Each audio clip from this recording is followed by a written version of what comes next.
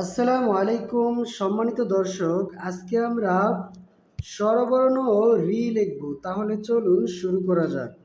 প্রথমে আমরা এইভাবে একটি গোল দিয়ে এই পর্যন্ত এইভাবে এনে একটি বয়ের মতো লিখে উপরে টান দিয়ে দিব। তারপরে এখান থেকে আমরা এভাবে দিয়ে একটি অর্ধমাত্রা এভাবে দিয়ে দিব। সুন্দর রি হয়ে গেল। আমি আরও প্র্যাকটিস করছি দর্শক, আপনারা মনোযোগ সহকারেই দেখতে থাকুন, তাহলে আশা করি আপনাদের উপকার হবে। প্রথমে আমাদেরকে এভাবে একটি গোল মাথা এভাবে দিয়ে তারপরে এখান থেকে এইভাবে এনে আগে সুন্দর একটি ব লিখে নিব একটু উপরে টান দিয়ে। তারপরে আমরা এখান থেকে এই দ্বিতীয় যে টানটা হয় এটা একটু উপরে যাবে, প্রথমটার চাইতে একটু উপরে যাবে।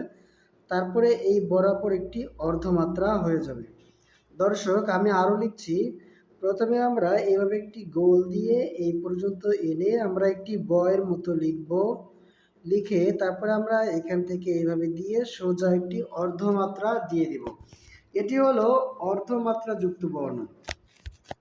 দর্শক, কোন বর্ণটি অর্ধমাত্রা এবং কোন বর্ণটি পূর্ণ মাত্রা, এই জিনিসগুলো যদি আপনার সন্তানের জানা থাকে তাহলে অবশ্যই তার হাতের লেখা সুন্দর হবে ইনশাআল্লাহ।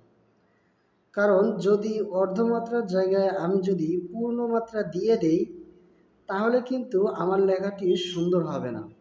এজন্য আমাদেরকে যেখানে অর্ধমাত্রা রয়েছে সেখানে অর্ধমাত্রা এবং যেখানে পূর্ণমাত্রা রয়েছে সেখানে পূর্ণমাত্রা দিয়েই লিখতে হবে। দর্শক একটু মনোযোগ সহকারে লক্ষ্য করুন আমি কিভাবে মাথাগুলো গোল করে দিচ্ছি এবং সুন্দর করে বয়ের মতো দিয়ে তারপরে অর্ধমাত্রা দিয়ে দিচ্ছি। দর্শক, লেখা যদি আমাদের সুন্দর হয় আমাদের সন্তানের, তাহলে তাদের পড়াশোনা বিভিন্ন প্রতিযোগিতা বা পরীক্ষার সময় দেখা যাবে লেখার জন্যই তারা এগিয়ে থাকবে ইনশাআল্লাহ।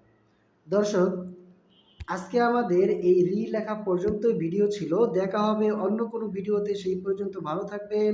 আল্লাহ হাফেজ।